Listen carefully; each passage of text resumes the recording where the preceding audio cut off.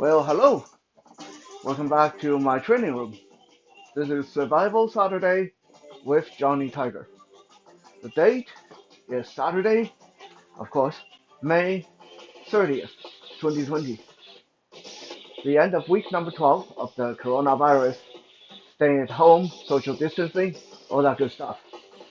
But even though we are staying at home, we still need to keep up with our self-defense because sometimes you just never know. Troubles may come to you instead.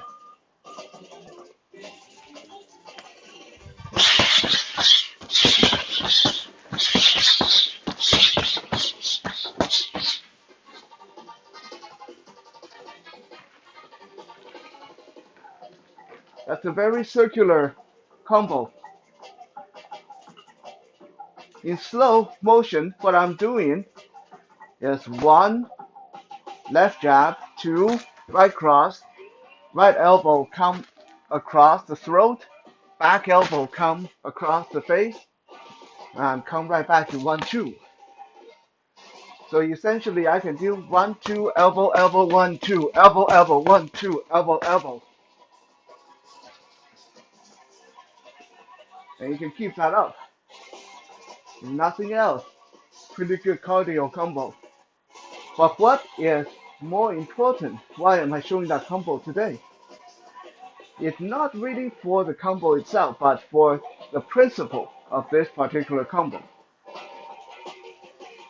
Let's take away the 1, 2 punches and just look at the elbow. My first elbow come across, and then my second elbow come back across. It's the same elbow, same arm, front, back, cross, cross.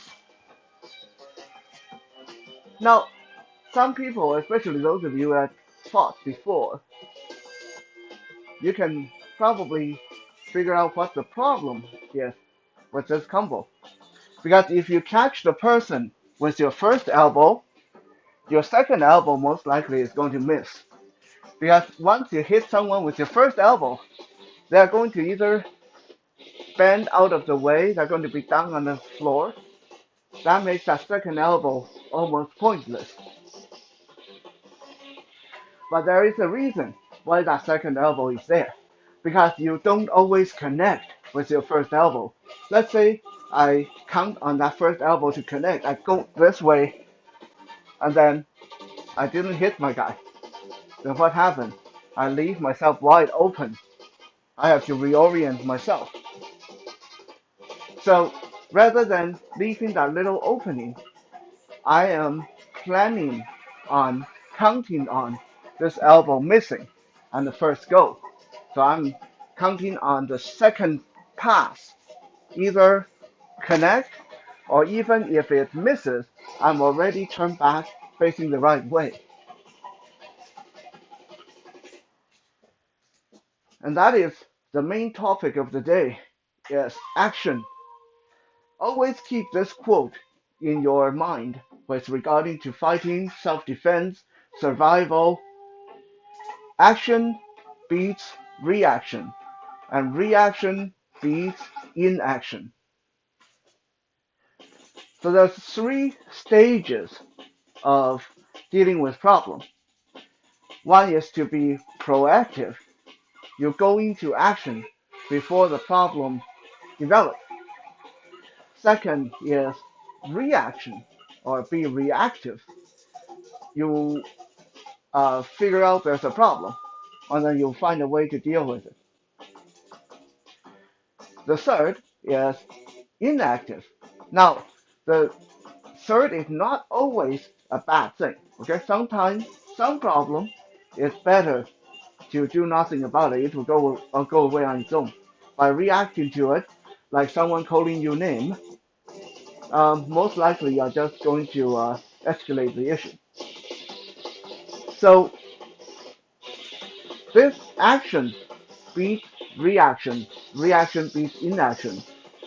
It's more true when you are already in a conflict.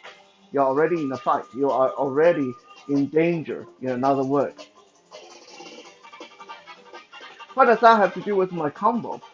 Because as a blind guy, especially as a totally blind guy who's also totally deaf, in my right ear, I miss a lot, especially when I'm striking.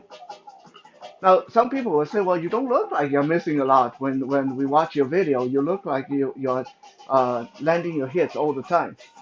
That's because I end up having to develop a way of fighting when I'm always trying to think two or three steps ahead of the game. When I throw this punch, I already have contingency for when this miss. So if this punch hits, fine. If this punch miss, pow, right back into the target. So it looks like I hit my target, but I actually missed on the first punch, and I have to whip my hand back, the backhand. That is how I'm able to be a striker, an effective striker. I'm not going to stand here and say I'm a good striker. I'm going to say I'm a effective striker, even though I'm totally blind.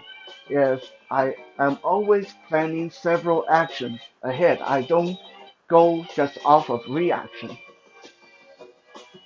This combo, 1, 2, that's very common. Elbow, elbow. The elbow cutting across and elbow coming back, setting up for the next jab cross, elbow, elbow, jab cross, elbow, elbow. Is a good example of that because I'm already planning on missing. What happens if I miss? Then I'm going to do this. If I miss with this too, then I do this. Okay? If I throw a jab and it misses, my cross is coming out or my backhand is there waiting. If my cross misses, my elbow is right behind it. If my elbow misses, my next elbow coming back is right behind it. If my next elbow misses, my jab coming right out again. So it's a circular action that if one misses, the next move is right behind it.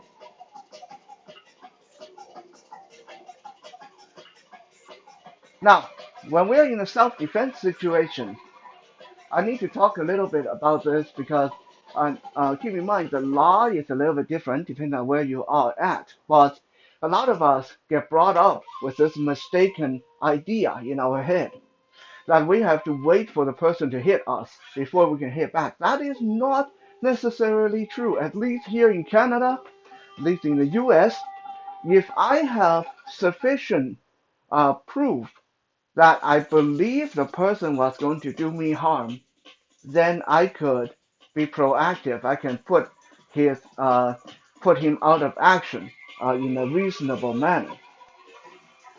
This is where it gets tricky, and let's look at that. Let's say I am standing on the corner minding my own business, and Bruce here walks up to me and wham, smack me in the face, and then he turns and walks away, and then I turn around and chase him down and punch the heck out of him.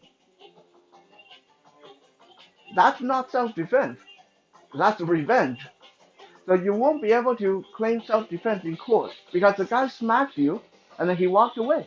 The problem is not there anymore. At least he's not continuing the attack.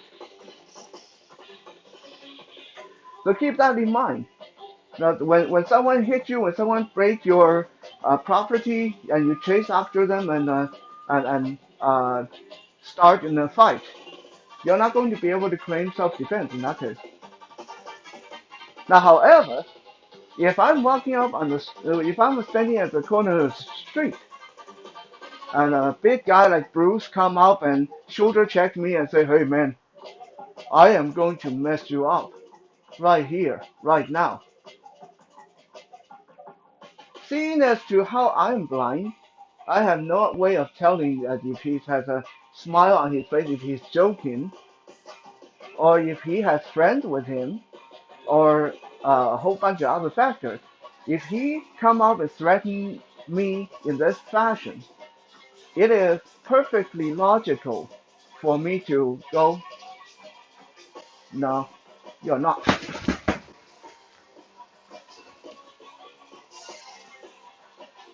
I'm not going to pull out a knife and stab him. I'm not going to break his neck and put him in traction or kill him.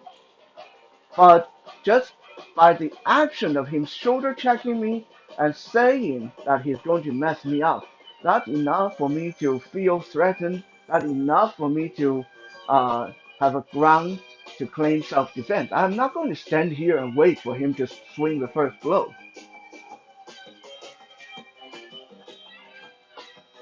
So again, action beats reaction. When someone come up to you and threatening you, and you really believe they're going to do you harm, get out of there or do something about it. He grabbed me by the shirt and say something like he's going to attack me. Am I going to just stand here and say, hey, don't, hey, I don't want any trouble?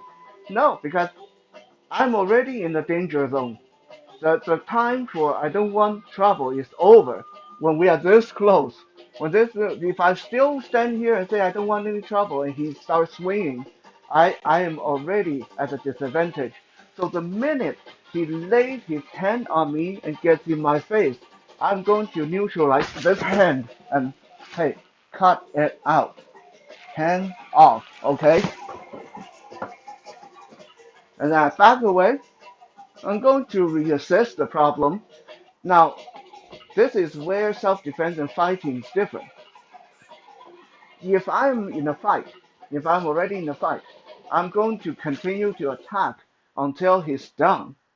But all he did was grab my shirt. So I'm going to give him something serious to think about and back away and reassess the situation. If I sense any more aggression coming from him, then I'm going to do something else. You do not want to do this, okay? Cut it out. I said cut it out! Okay? Before his aggression comes out, my aggression comes out and heads it off. And then I step back, either walk away if I can, or I reassess the situation. If he even look at me the wrong way, twitch the wrong way, touch me the wrong way, I go in again. Until he call it a day. And, or someone call the police. I'm safe. I remember one story a friend of mine told me that was very good example of this. Him and a bunch of their buddies they were drinking, and then there was this guy who was in the army, so he kind of knew how to fight and stuff like that. And he had a bad habit. Whenever he got drunk, he wanted to fight somebody. He was one of those. When he got drunk, he thought he was Superman. So my buddy was drinking with this guy, and this guy started to get drunk and rowdy. You want to fight? You want to fight? You want to fight? Come on, come on, come on! I'll show you a few things. He was going like that. It was kind of good natured, but it was definitely dangerous and annoying because the guy was a fighter. Now my buddy, he just went like this, open hand smack to the face. Didn't hurt the guy really bad, but he stung like crazy. And the guy was like, whoa, hey, what the? And then my friend, bang, again. And the guy's like, hey, stop it, bang, hit him again. And he kept on with that open hand slap to the face until the aggression or the will to fight was out of the guy. The guy, whenever he tried to swear or he tried to twitch to come towards my body like smack on the face, smack in the face, smack in the face. Just that simple one move until the guy settled down. Now, if they actually got into a fight, my body wouldn't have stood a chance. But because he understood that by doing that smack to the face, first it had the shocking effect. It would stun the person. second, it would wake the person, it would sober the person up really quick.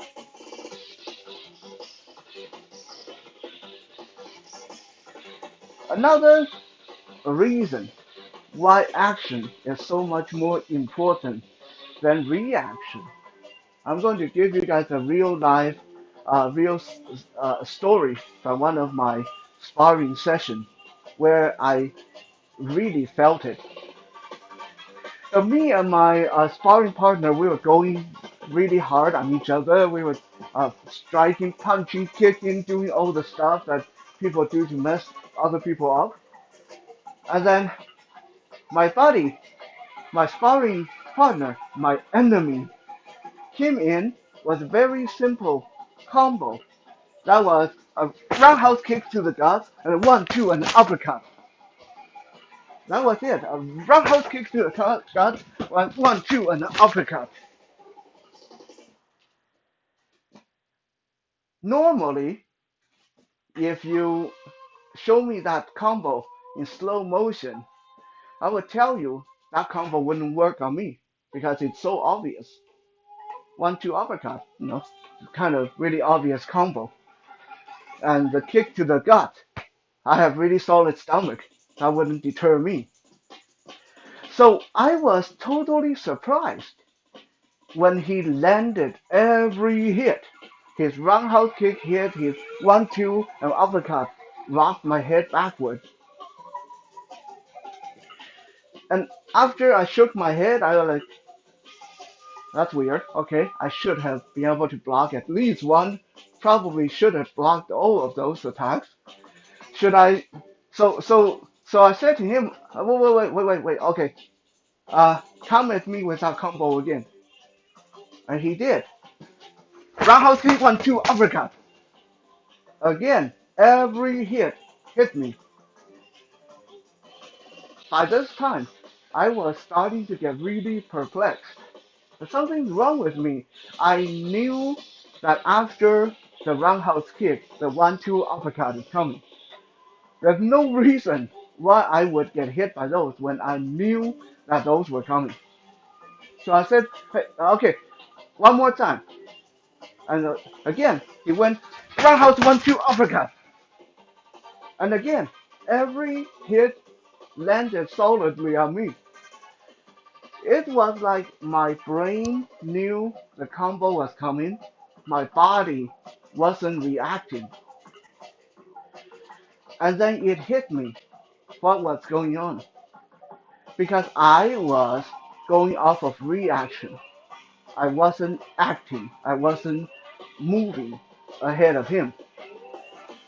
So next time I said, okay, let's try that again. He came in for the roundhouse kick. I'm already moving to the side. So his roundhouse kick didn't hit me. And then when his 1-2 combo came out, I was already to his side and I get my own strikes in. That's all it was. That roundhouse kick to the gut, even though it didn't hurt that much, it stunned me long enough. So even though my brain knew the 1-2 uppercuts coming, my body wasn't moving.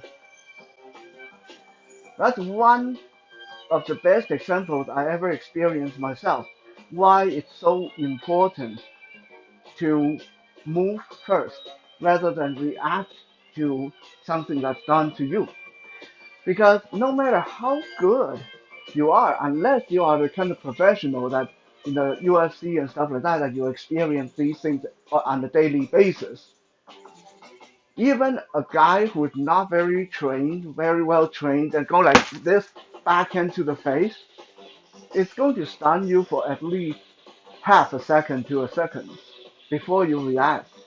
And a person who is really determined can do a lot of damage to you in 1 second. If you don't believe me, watch this.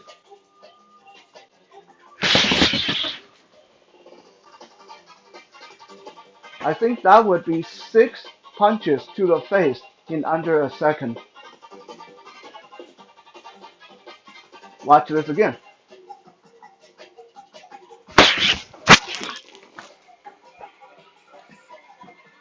That's a broken neck or a knee to the face in under a second after the slap to the face. So the best way to deal with situations is don't give them that advantage. Don't work off of reaction. Work on your action. A lot of people I talk to, they say that, oh, blind people can fight because they can react to the sound of your clothes moving, of the air, the floor moving. If that's all we depend on, then we would be at a disadvantage all the time.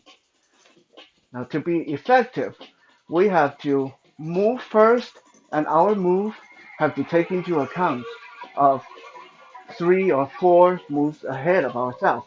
What happens if we miss? What happens if we get hit? What happens if we get thrown? What happens if we trip over? Everything is factored right here in the brain before I even swing the first punch.